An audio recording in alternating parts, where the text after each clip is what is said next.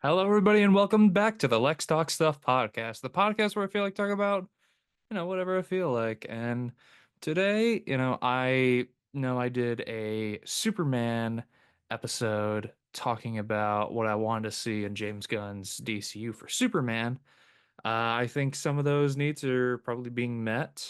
We'll see how it goes. I think we'll probably get a trailer next month. That'll be great. But this time I'm doing one for DCU Batman, and seeing how this goes, see where this goes. Uh, but yeah, I have some high expectations for this. I loved the Batman, but I'm just sad that they're not gonna do anything fantastical. And I want to see stuff like Man Bat and Clayface and a lot of those characters in there. Like I want a Ra's al Ghul with a Lazarus pit that glows emerald green. I think we all kind of want that, because as much as I love the Dark Knight trilogy, I'm so sick and tired of grounded Batman. And I think I might be getting into that later, but first off, here's our list with oh, s- sorry, 8 things the DCU's Batman must get right. The DCU is ready to bring hope back to DC fans on the big screen with Superman hitting theaters on July 11th, 2025. Yet fans are going to have to wait a tad longer than that until they see DCU's version of Batman, which isn't set to debut until after that date with Andy Muschietti's The Brave and the Bold. With the DCU deserving of some new elements to the Batman mythos, here are some things that can truly make it stand out. If the DCU is going to succeed with its take on Batman, then there are some things that are essential, and the DCU will have to get things right if they want to have the best live action Batman ever put on the screen. It's time for the DCU to embrace these defining traits of Batman's mythos. Number 8, Batman's no kill rule. Absolutely. I think I agree with that 100%. Something that many Batman movies in the past have failed to showcase is Batman's strict no kill rule. There is no compromise to this, and there should always be two rules: no guns and no killing. There have been instances of live action Batman not following this rule, but it's also something that the DCU must get right if they want to showcase a true depiction of the Caped Crusader. By the way, I think this article is only like a couple months old, but I'm glad that in the Batman, he doesn't kill. Like he saves a lot of people, and that's something I want to see with my Batman. Let's see, but I think Batman with his no kill rule is one of the most defining traits about Batman. He is defined by his no kill rule because he wants to be better than the criminal that killed his parents. Yeah, and I feel like it's lost in adaptation so much, and I want I want to get back to that. I want that to be prominent. And I think a lot of us want that to be prominent because it's one of the things that makes Batman Batman. And I know there's a lot of people that are like, oh, well, let's just kill, it would just be easier. It's like, yeah, maybe it is, but that's not Batman. That's not who he is. And it should not be, you shouldn't try to put too much of your own, like, personal thoughts on Batman into there, like being like, no, his kill rule is stupid, but it's one of the things that defines him, you know? Like I still don't like Zack Snyder's like depiction of what he thinks Batman should be or heroes in general. I mean, I loved Wonder Woman, Aquaman, Cyborg, and even The Flash to a degree, but Superman and Batman, even though I don't think the movies are bad, but I certainly think they could deserve something a little better rather than what he said on like heroes in real life. Someone says to me like, "Oh, like Batman killed a guy." I'm like, "Fuck." I'm like, wake the fuck up. It's like, Yes. it's like, and then you come and say to me something about like, oh, my superhero wouldn't do that. I'm like, are you serious? To be like, my heroes are still innocent, you know? My heroes didn't lie to America. My heroes didn't, embezzle money from their corp. That's cool. But you're living in a fucking dream world, okay? Number 7, the Bat Family. Yes. This is what I really want to see. The Bat Family. The Bat Family is essential to Batman's DNA as a character, and it's something that other live-action Batman movies tend to ignore in favor of attention to Bruce Wayne and Batman. However, the DCU needs to feel like a lived-in world where these elements are celebrated. So hopefully this Batman has a relationship with other heroes and not just his trusty butler Alfred. Yeah, get Dick Grayson in there, finally have Nightwing in the movie. Give Barbara Gordon, Batgirl another shot. Introduce Jason Todd, Tim Drake, Stephanie Brown, Cassandra Cain, uh, Kate Kane Batwoman, but proper. Uh, and of course, give us like Alfred, and we're getting Damian in a movie. So it'll be interesting seeing Damian be used. I kind of like Damian.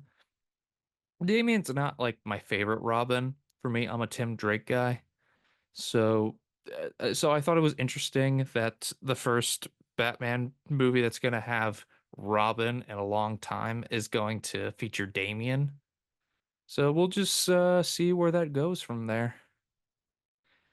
Number 6, showcase Bruce Wayne's importance to Gotham. Bruce Wayne helps Gotham just as much as Batman. I agree. And uh, what does it say here? A rather controversial depiction of Batman is that Bruce Wayne is the mask and Batman is the truth. However, this is something that is often hotly debated and something that the DCU should try and avoid. It makes sense for Batman in his early days, but a Batman who has experience in Gotham should know how important Bruce Wayne is to Gotham City as its billionaire protector. I do think that overall Bruce prefers being Batman, but I think he also likes being Bruce Wayne helping in other regards. So I think him only helping as Batman and doing nothing as Bruce Wayne is something that people should stop, something that people should stop doing or stop thinking, because Bruce helps out a lot in the city. He finances so many organizations, he helps with homelessness and orphanages and other like hospitals and stuff like that. And he'll just buy certain things just to be like, hey, I can keep this afloat now. And uh, you know, I wish we got to see more of that rather than just billionaire playboy of like, oh, I'm sorry, I just woke up with a random model. I couldn't remember if she was German or French. Like, stuff like that. And and I would just like a little more nuance with Bruce in a way where he is depicted as someone, he's a philanthropist. Make him a philanthropist and a humanitarian. That's something that I really would like to see. Number 5, this one I absolutely agree with. Fantastical elements. Yeah, never be embarrassed by villains that don't need logical sense. Absolutely. Like, let's see Batman fight, people that are not uh traditional like bank robbers and muggers. It's like, look what this says. While it's always great to see realistic depictions of villains in Batman movies like the serial killer Riddler or terrorist Bane, the DCU's Batman deserves to have some of his more fantastical elements birth. Whether it's the deranged serum that turns Kirk Langstrom into Man-Bat, the healing waters of Lazarus Pit, or even a monster made of clay, fantastical elements are essential to Batman's war for Gotham City. Absolutely. Like, I want to see him like do more stuff than just fight street crime.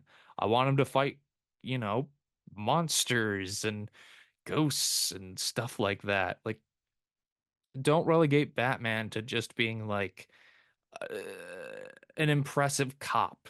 Like I want him to be more superhero-y and not like superhero-y in a ha ha ha ha. Like don't like I mean I wouldn't be against like a Brave and the Bold Batman version. Like I know the movie is called The Brave and the Bold, but I would just prefer uh and it would be kind of cool seeing like a Batman that is more lighthearted and maybe resembles an era that's not around anymore, but not be all Joel Schumacher with it. You know, there's got to be a balance in there somewhere, and I think it'd be kind of fun, like the Batman, the Brave and the Bold show, that with all of its fun remarks and fun wit. Let's see here. Rogues Gallery. Batman's incredible villains shouldn't be one and done. Yeah, and 5 and 4 they go hand in hand here. Most Batman movies depict a villain for one movie, to which the villain either dies or is never seen again. Yet, one of the greatest aspects of Batman comics is the fact that these villains always come back and even team up on occasion for their own goals to torment Batman and take Gotham for their own.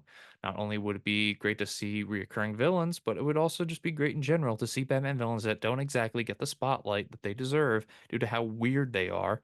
Who's to say Condiment King can't come to play? Condiment King. Didn't Batman the Animated Series create him? I could have sworn. I thought Batman the Animated Series created him. I knew you'd catch up to me sooner or later. How I've relished this meeting. You, the dynamic Dark Knight, versus me, the conceptual Condiment King. Come, Batman. Let's see if you can cut the mustard. Quiet. Or more fantastical villains like Solomon Grundy or Clayface. That'd be fun. I'd like to see Batman fight Solomon Grundy in a movie. I think it'd be dope. So yeah, don't ignore those villains. I think you should embrace them. Like, I would be hesitant to introduce like Clayface and Man Bat and a Lazarus Pit or like a large killer croc had we not already had movies like Thor, Wonder Woman, Doctor Strange, Aquaman, movies that deal with these characters in fantasy and mythology. So I think they have no excuse at this point. And I think audiences, to quote one of my favorite Young Justice characters, get on board or get out of the way. number 3, a comic book suit for the ages. Yeah, I'm very curious about how they're gonna do this Batman costume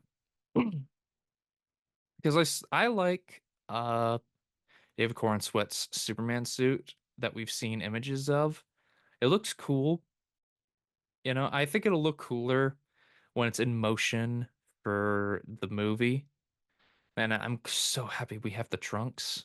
I wonder if I don't know if Batman should have like the trunks, but I would love to see Batman with like the blue and the gray and like the yellow uh fill in around the bat symbol. Like I think that would be cool. I want to see more color in my Batman outfits. Like I think now this is the time to finally introduce a Batman with blue in his costume rather than just black and gray again and again and again and again. And I'd like let's like I think we now live in an age where Batman can look more fantastical and adding a little color doesn't hurt. Like I don't like that movies like remove all the color from like characters just to make them look more realistic. That was my biggest problem with the X-Men movies because they just looked like they just put everyone in black leather because they thought the costumes were so dumb and so silly that no one would take them seriously. I say as long as you make the character interesting and cool, people won't care about the costume. And even then, like the costume still needs to look good. Yeah, you know. Number 2, bat gadgets. A utility belt isn't just for keeping bat snacks. Bat snacks. I could totally see bat snacks being implemented in there for maybe like a later crossover or cartooner show. Batman's gadgets are a great part of his arsenal and can often be used to help him solve cases and get out of sticky situations. There's a gadget for every job, and his utility belt is full of them. Maybe he has a reserve kryptonite, a batarang stash, smoke bombs, or even a shark repellent bat spray. Still one of my favorite gadgets. It's always cool to see Batman pull out a useful gadget from his utility belt, and the DCU Batman should take inspiration from the comics and the Batman Arkham games to showcase how varied and useful his bat gadgets are, blah, blah, blah. I don't think this needs to be pointed out, but it would be kind of fun to see. Maybe at this point they were kind of running out of stuff here. Um, let's see and go down to number 1. Ultimate martial arts expert. Yeah, varied forms of combat are what Batman is trained for. Batman doesn't have superheroes. Oh wait. Oh, this person made a typo. So Batman doesn't have super it's superpowers. Let's ignore that part. Batman doesn't have superpowers, but he has an incredible will that has allowed him to master his body and multiple forms of martial arts all over the world.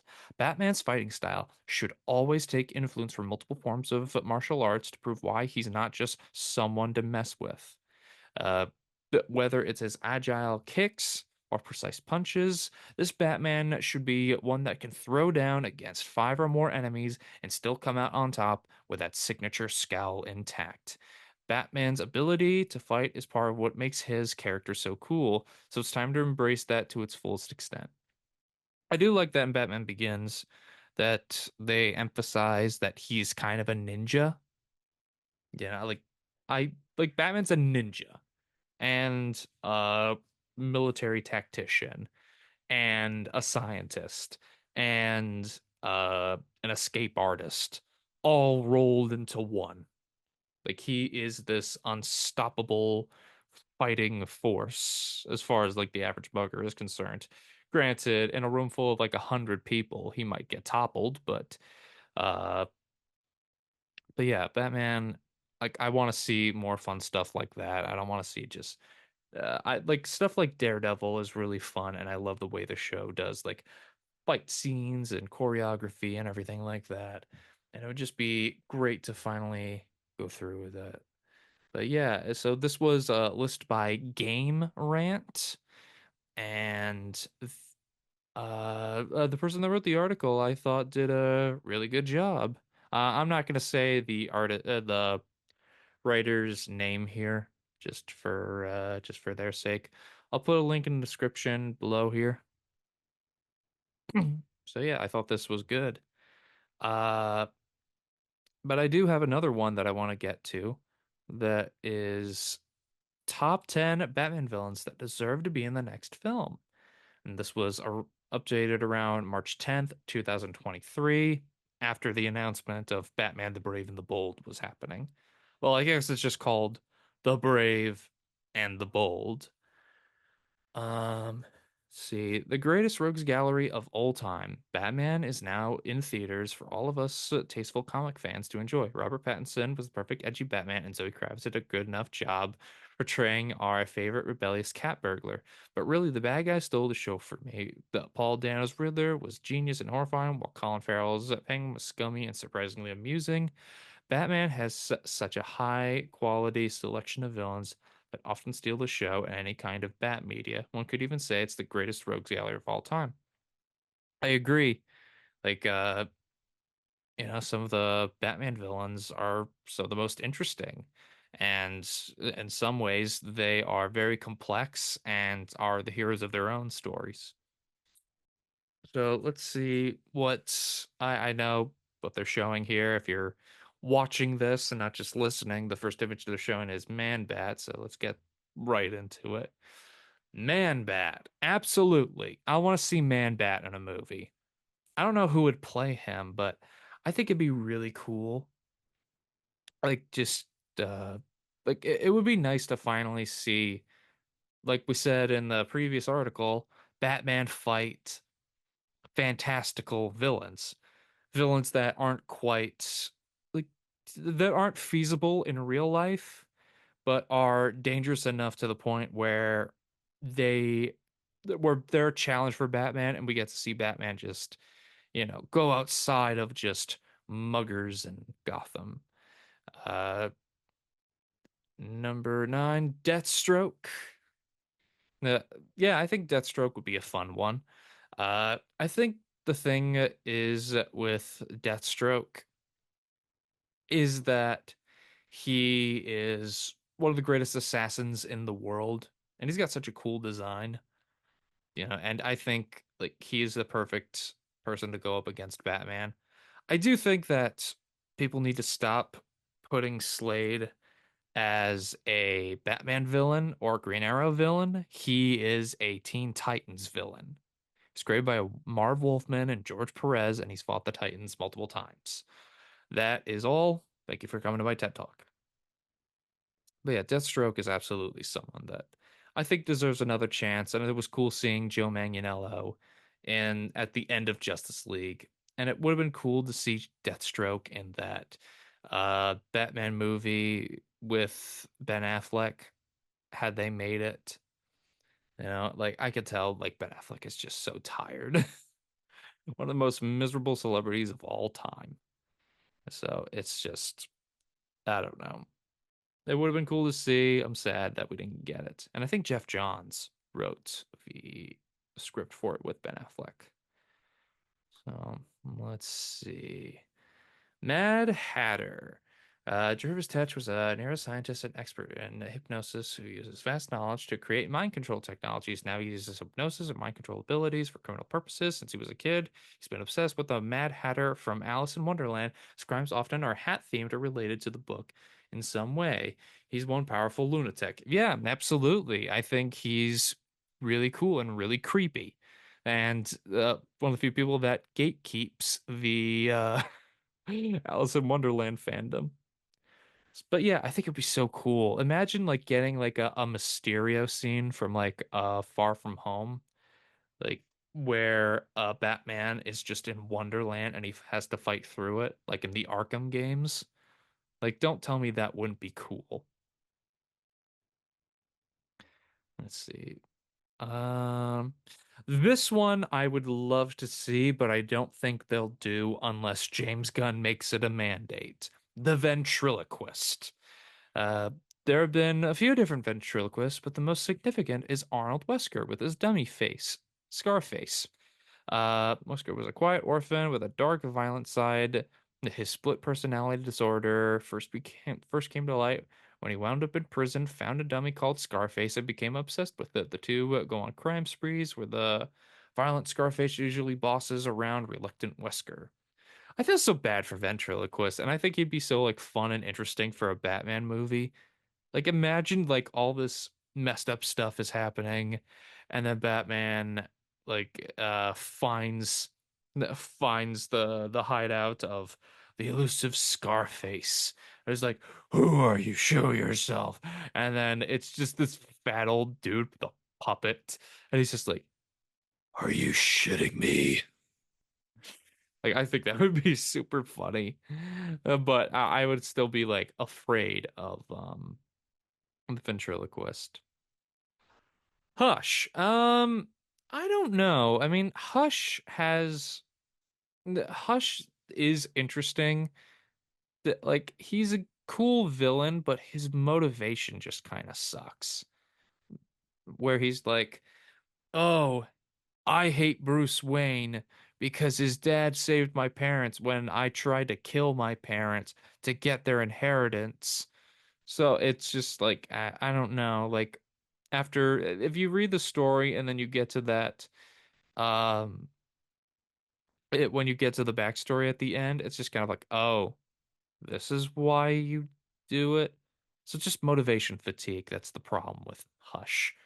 I mean, I think maybe you could fix it, or maybe just do it's no. or maybe just keep him as like an evil ever since he was a child kind of thing, like a little Damien Ullman kid who grows up to be a surgeon with an act for guns and possibly cutting people's faces off, like he did in the Arkham games. Although he was cooler in Arkham City than he was in Arkham Knight. Hugo Strange. I think it would be really fun to see Hugo Strange in live action. You know, I think he was one of the first Batman villains that ever showed up. And the weird thing about Hugo Strange is he is someone that prefers to like know and understand Batman's secret identity when everyone else kind of doesn't care. Like, so that's kind of his thing where he's like, "Oh, Batman, I know your secret identity. I know everything about you." And it's kind of like, okay, I guess that's motivation. Um, I guess that's your shtick, but I don't know. I mean, I would love to see him in a movie. It'd be cool, you know, like it'd be cool to see like a mad scientist again in in like a superhero movie. Feels very old fashioned. And I don't know, would people flock to this or would they be like, "Oh, really use the lame one? Give us Joker again, you idiots." Oh, I don't be like, I don't know. That's the problem. Like anybody that isn't like a top tier bad guy, would anybody want those villains? Is my question. Like, do people seriously want a different villain that isn't just top tier, or do they just want, or do you really want something new and you're open to it? I can't tell I because I remember few years back when I was telling people about the Batman, I was like, I'm super excited for it, and I showed the guy the trailer, and he's like, "Who's the bad guy? Is that Joker?" I was like, "No, it's the Riddler." And he's like, "Who's the Riddler?" It's like, "You've never heard of the Riddler?" And he's like, "No, I don't know who that is." Wow, okay. Well, I didn't say that directly to him, but I was just like, wow, I did not know that someone out there does not know who the Riddler is. Maybe you don't know his backstory, but you've at least heard of him. I figured that he was big enough in pop culture that people would know. But yeah, I don't know. I don't know. Clayface, yes. Yes, I want Clayface. I've wanted Clayface for the next Batman movie so bad. And at the time of recording this, Creature Commandos trailer came out like a week or two ago, and it showed that Clayface is in the show, and that made me so happy. I was like, "Oh my God, Clayface exists in this new universe!" Like, it makes me so happy. I wonder if it's gonna be Basil Karlo or Matt Hagen or Preston Payne or any of these other people that are listed in the article here. By the way, did I say what the name of the article was? Hub Pages. Hub Pages. Okay. And I'll put a link in the description for this one too. But yeah, Clayface. Finally, just give us Clayface and just cast anybody. And I think telling an actor, hey, take this person was an actor and their life was ruined because they were deformed. Like, could you resonate with that? I feel like a lot of people would be on board for that and be like, "Oh my God, yes, absolutely." Like, I think it would be like an Elephant Man for them, and I think they would be on board for it. The Court of Owls. I would love to see the Court of Owls. I mean, I think they should just do the Court of Owls and Night of the Owls comic beat for beat. Like, I think that would be such a cool story. I think it's such a cool story, and I think it's just perfect for live action. The Court of Owls, a secret ancient cult of influential aristocrats that have manipulated Gotham City since its birth. They have talons, trained assassins with regenerative abilities that serve as enforcers. Yeah, and that's the thing. Like, people want to see the Court of Owls, but also the thing is, the Court of Owls have a hint of supernatural to them. They're basically zombies. Like, well, the talons are. The Talons are zombies, ninja zombies, and the court themselves are just people aristocrats with owl masks on. It's very creepy. But it would be dope to finally see these guys in live action. I love that they were in the Harley Quinn show and they were just an orgy. They were just a masquerade orgy. Oh, I thought that was funny. Um, but yeah. Uh, Red Hood. I don't know. I don't know how I feel about this because, like, I would like to get to the point where Jason becomes the good guy faster rather than the bad guy. I mean, if he shows up as a bad guy and turns to be the good guy in the end, uh, like even the Arkham Knight game, that'd be kind of cool. I know that in the animated movie, which is where I was first introduced to Red Hood, they kept it ambiguous whether if he survived or not. So it'd be dope to see what they would try to do again with that. I think Jensen Ackles could play a really cool Red Hood in live action. Then again, I actually want him for Batman in live action. Like, I think it'd be dope, man. I think he'd be down for it. If you haven't, if you think that Jensen Ackles can't act, you got to see his scene in The Boys as Soldier Boy. He's so good. Number one, Professor Pig. Laszlo Valentin was a chemist for the secret government organization Spiral. After exposure to his own neurotoxin, he developed schizophrenia, among other psychological conditions. He became obsessed with the legend of Pygmalion, a sculptor who fell in love with his art and became a serial criminal and murderer. His schemes involved transforming innocent people into revolting Dolotrons. Through painful surgeries, he views his work as perfecting humanity. Professor Pig isn't one of those classics like Man Better Clayface. He's more like the Court of Owls, a rare recent addition that has piqued the interest of fans. He arrived in time when Batman's author understood that Gotham City is more exciting as a town filled with horrifying psychopaths. Like, imagine Batman versus a Texas Chainsaw Massacre-esque villain, and then you have Professor Pig. Like, I think it'd be cool to finally see him in live action. Like, he's one of the more successful new creations in recent years. Like, in the past 20 years, he's one of the most successful new Batman creations.